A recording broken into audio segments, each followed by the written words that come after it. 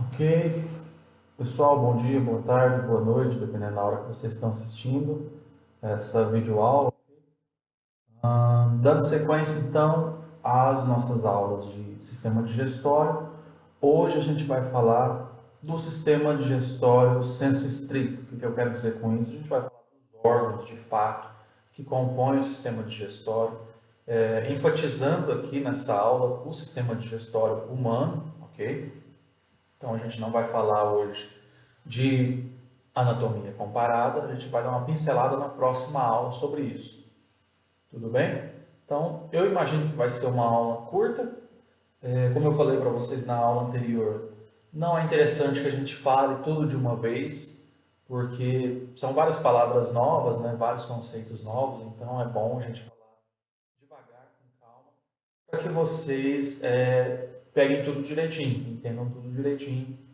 Se não entenderem, já sabem como me procurar, ok?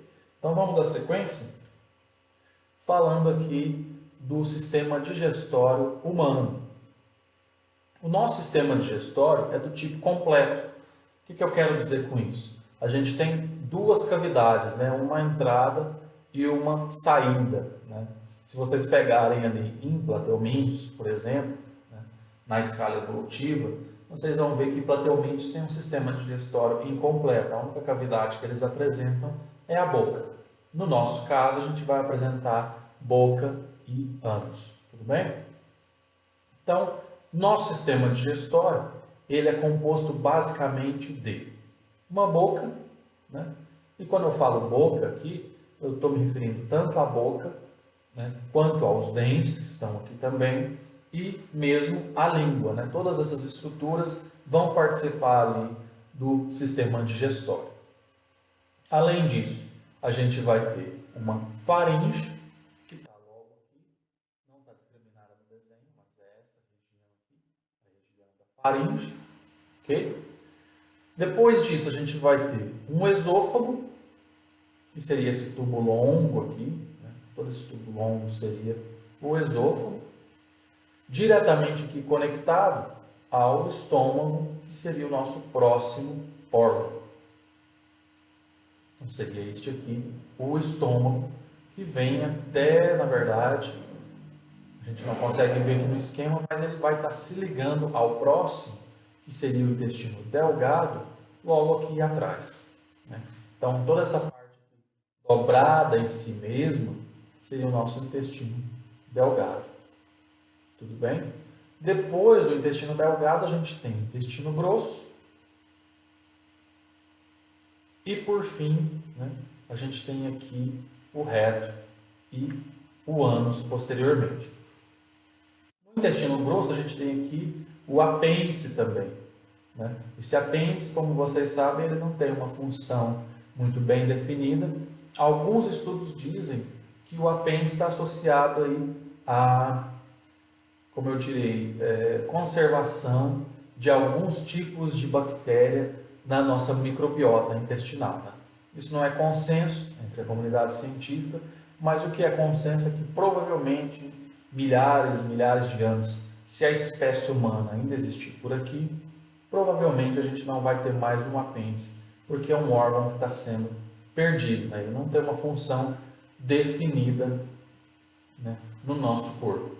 E se você pegar em anatomia comparada, né, o pessoal que tem interesse às vezes em partir para a medicina veterinária, vocês vão ver que o apêndice, em outros grupos animais, ele é desenvolvido e ele tem função, principalmente ele nos herbívoros. Ele vai ajudar na digestão de celulose, ok?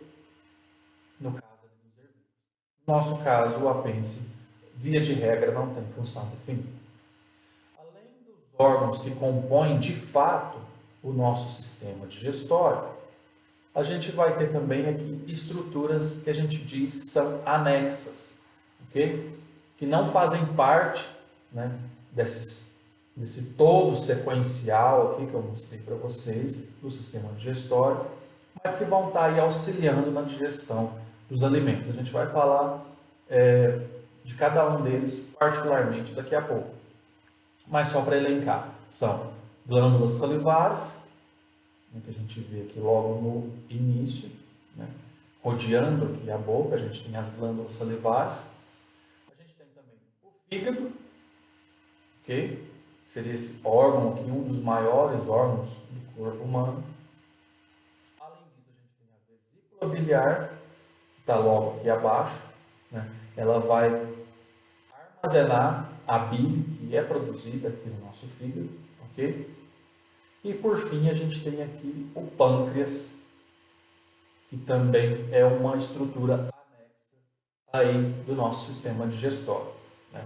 Muitas pessoas, hoje em dia, né, com o avanço da medicina, é possível que, se elas tenham um câncer de pâncreas, é possível você extirpar, você tirar o pâncreas completamente da pessoa e ela, mudando radicalmente a alimentação, os hábitos de vida, é possível que ela consiga sobreviver sem o pâncreas, ok?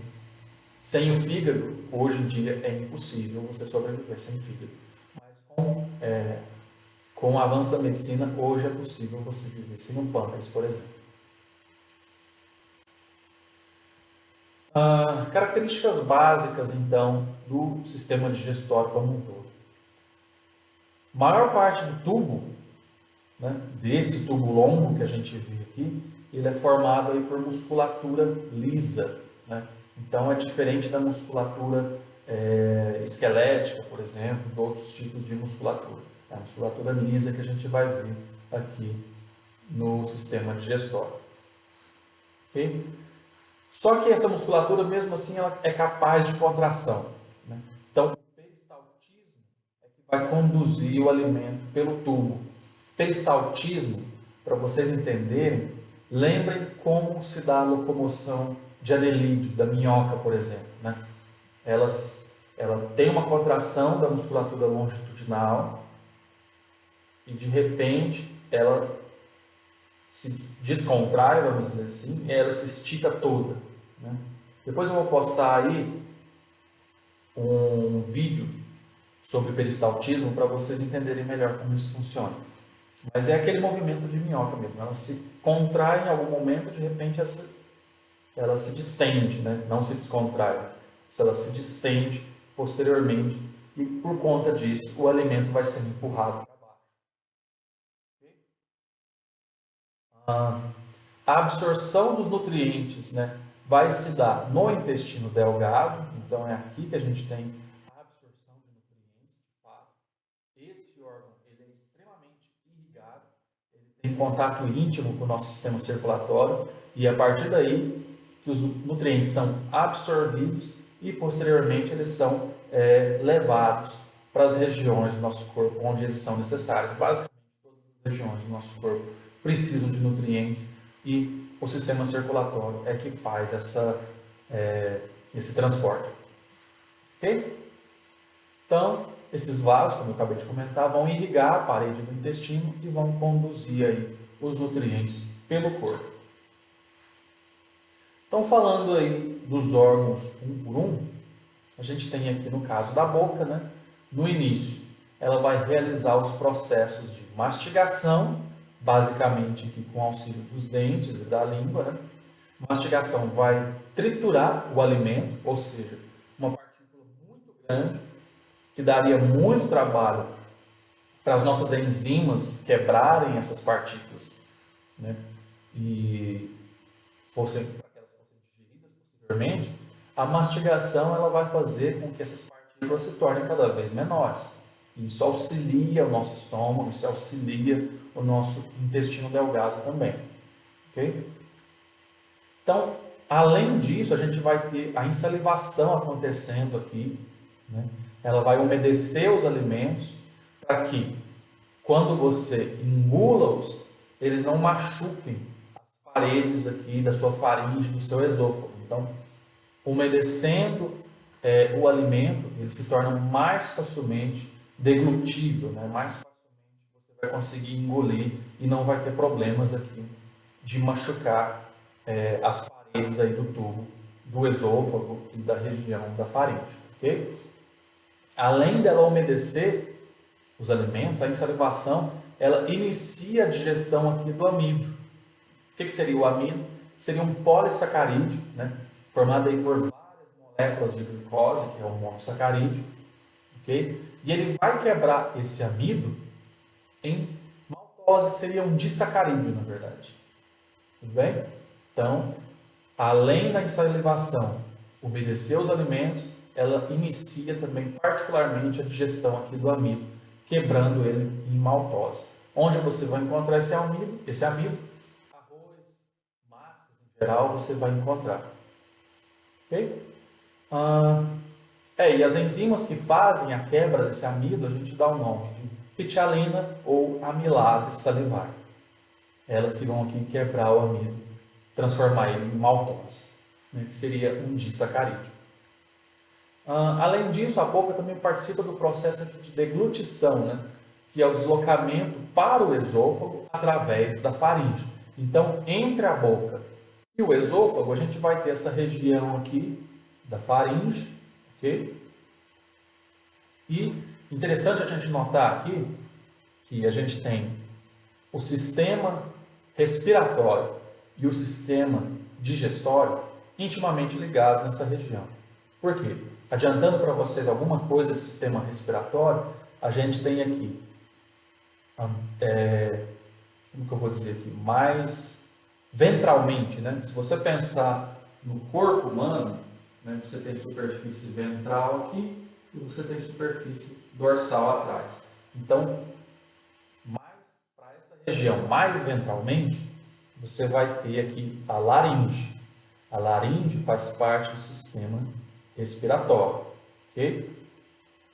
Logo atrás dela, da laringe, você tem aqui o esôfago. E você tem essa região aqui em comum, que é a região da faringe. Então, quando você está respirando, você encaminha o ar para a laringe, correto? Da laringe, ele vai passar aqui para as traqueias, posteriormente. Quando você está engolindo o alimento, o que vai acontecer? Você vai ter uma parte cartilaginosa, que a gente chama de epiglote, que vai fechar aqui a laringe, a região da laringe, da traqueia, ok? Ele fecha aqui essa região e o alimento vai passar por trás, entrando aqui no esôfago. Okay? Então, ventralmente, né, se você pensar na posição anatômica, ventralmente, você tem aqui a laringe, dorsalmente você tem o esôfago. Né? A região em comum seria aqui da faringe. Tudo bem?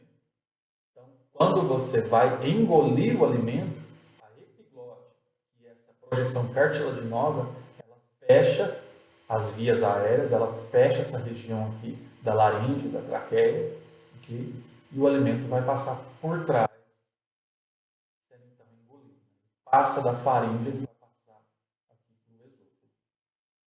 Se por algum motivo esse alimento começa a entrar na epiglote, começa a entrar aqui na região da laringe, isso te dá a tosse. É isso que faz com que você tussa o alimento, né? Você está tentando expulsar ele para fora das suas vias aéreas, ok? Porque ele está pegando um caminho errado aqui. Entendido, pessoal? Qualquer coisa, vocês me chamem aí pelas redes. Então seria isso. Tosse é alimento que entra na laringe, vias aéreas, pela epiglote, por conta da epiglote não ter se fechado corretamente. Né? E por conta aqui de você ter pitialina, amilase salivar, digerindo aqui o amido, né? A gente considera que a primeira etapa da digestão química acontece aqui na boca. Tudo bem? Então, a gente passou ali pela boca, passou pela faringe, passou pelo esôfago, né, que vai fazer aqueles movimentos de peristaltismo para empurrar o alimento até o estômago. Chegando então no estômago, a gente vai ter aí a pré-digestão do alimento, ok? Então, a mucosa estomacal, que internamente a gente tem uma mucosa no estômago, ela vai secretar o suco gástrico. Ele é extremamente ácido, pH de 2, né? pH variando aí em torno de 2, no caso do suco gástrico aqui, ok? A principal enzima do suco gástrico vai ser a pepsina, que vai quebrar aí moléculas de proteína nesse caso. Por ser extremamente ácido, esse suco gástrico, as paredes do estômago também são protegidas por muco. Porque se você não tivesse esse muco, provavelmente, muito rapidamente, você teria aí uma gastrite, uma... como se chama a outra lá? Uma úlcera. Né? Porque você teria aí problemas por conta desse suco gástrico estar machucando as paredes aí do seu estômago, ok? Por conta disso, as mucosas elas são constantemente regeneradas nesse caso. Além disso, o que a gente vai ter aqui de mais interessante para comentar? Sim, as válvulas, né, que delimitam aqui o estômago, né, e vão regular o fluxo de alimentos. Então, entre o esôfago, nessa região, e o estômago, a gente vai ter uma válvula aqui que a gente chama de cárdia. Está separando aqui esôfago e o estômago. Então, aqui, o final do esôfago, o começo do estômago, nesse lugar aqui a gente tem a cárdia, sendo uma válvula que regula o fluxo de alimentos, né, para a entrada no estômago. Da mesma forma, entre o estômago e o intestino delgado, né, aqui a gente tem a primeira região do intestino delgado, aqui, né, a gente vai ter o piloro, ok? Seria nessa região aqui, essa válvula que faz, né, a distinção entre o estômago e o intestino delgado posteriormente.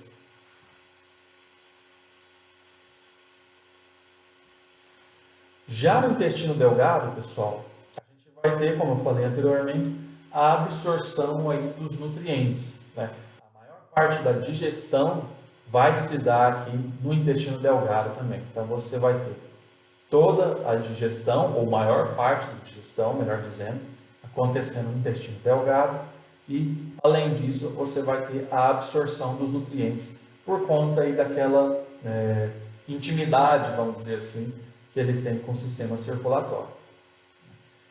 Ele é um tubo longo, dobrado sobre si várias vezes, pode chegar aí até 6 metros de comprimento, né, em indivíduos adultos, e ele vai estar dividido, né, subdividido aí em 3 regiões. A gente tem o duodeno, que é a primeira, logo após aí,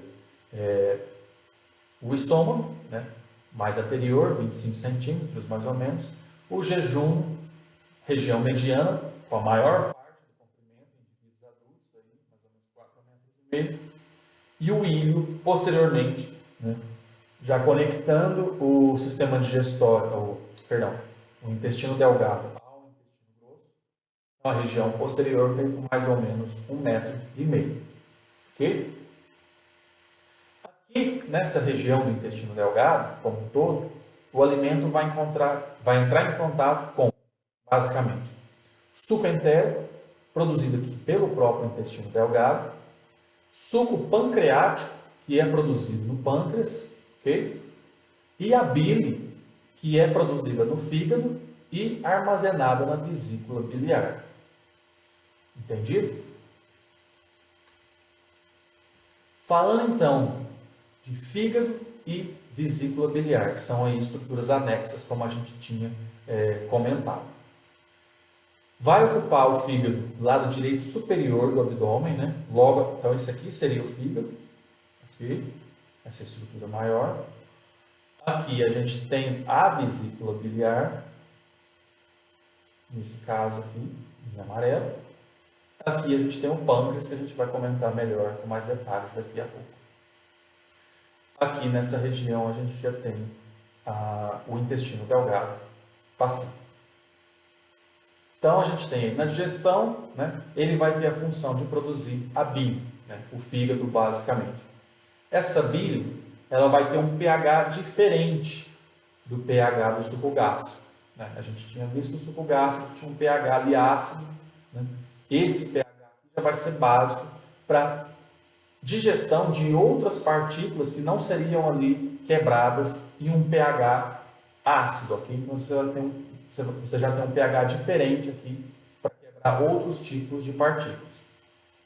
No caso aqui da bile, ela tem esse pH e vai ser armazenada na vesícula biliar. Por isso esse nome, né?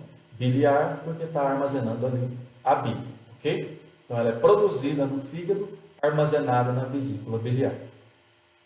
O ducto da vesícula vai se abrir no duodeno, nessa primeira região aqui do intestino delgado, ok? E para que serve então a vesícula biliar? Ela vai promover emulsificação dos lipídios dos alimentos, né? Então ele vai estar associado aí à digestão de lipídios. Emulsificação é a transformação de gotas maiores de lipídios em gotículas menores, ou seja, a quebra das moléculas, né, de fato. Ok?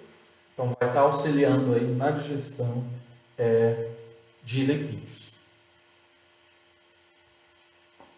Outras funções do fígado, pessoal. Então a gente vai ter aqui. O fígado não serve só para a produção aí da bile. Ele vai ter outras funções que são, basicamente, armazenamento aí de glicogênio, né, que seria a nossa reserva básica de energia, é a molécula de glicogênio.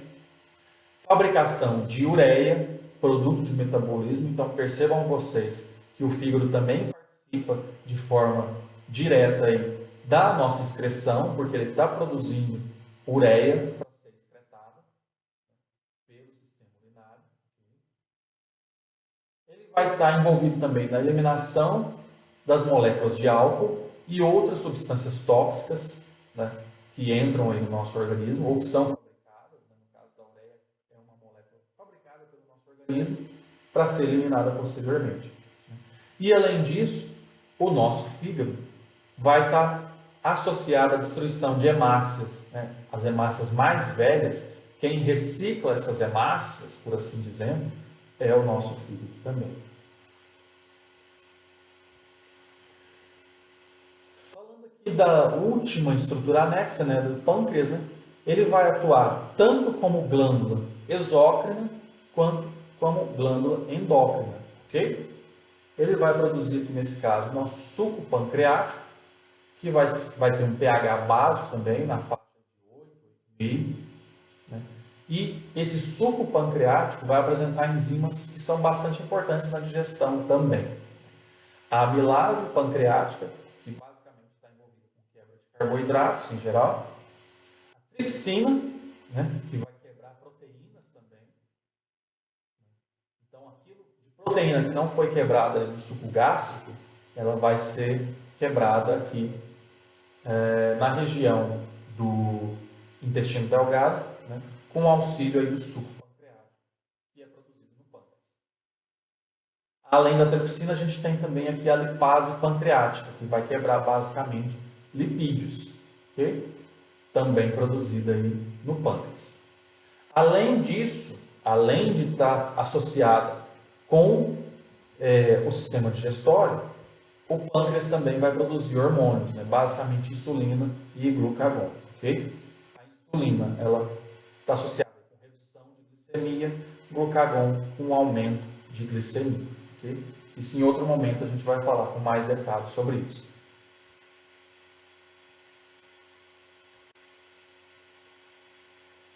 Então, falando agora do intestino grosso, né? Ele vai ter aqui a forma de um U invertido, basicamente, e ele está dividido aí em três partes, né? Seco, colo e reto, né? Reto sendo aqui a parte posterior. Então, seco seria essa região, né, mais anterior. Colo, a maior parte do intestino grosso, e o reto, perdão, sendo aqui a última parte. Ele é colonizado por uma extensa flora bacteriana, né? Algumas dessas bactérias elas conseguem produzir até vitaminas que são interessantes, né, para o nosso organismo, são posteriormente absorvidas pelo nosso organismo. Então, Então não pensem que bactérias são só agentes patogênicos, agentes do mal, né? A gente tem muitas bactérias aí que fazem um bem danado para o nosso organismo e que sem elas a gente muitas vezes não sobrevive ou sobrevive com muito mais dificuldade. Elas fazem um trabalho muito interessante para o nosso sistema digestório e para o organismo como um todo. Parte da água, né, que a gente ingere e dos sais minerais, ela vai ser reabsorvida aqui no nosso intestino grosso. Tudo bem? Pessoal, assim eu termino essa parte aí dos órgãos que formam o nosso sistema digestório. E na próxima aula a gente vai falar de digestão propriamente dita, né? Da ação aí das moléculas, né? Como se dá a digestão de fato. E vai falar um pouquinho também de digestão comparada, ok? Até a próxima, façam os exercícios para a fixação do conteúdo.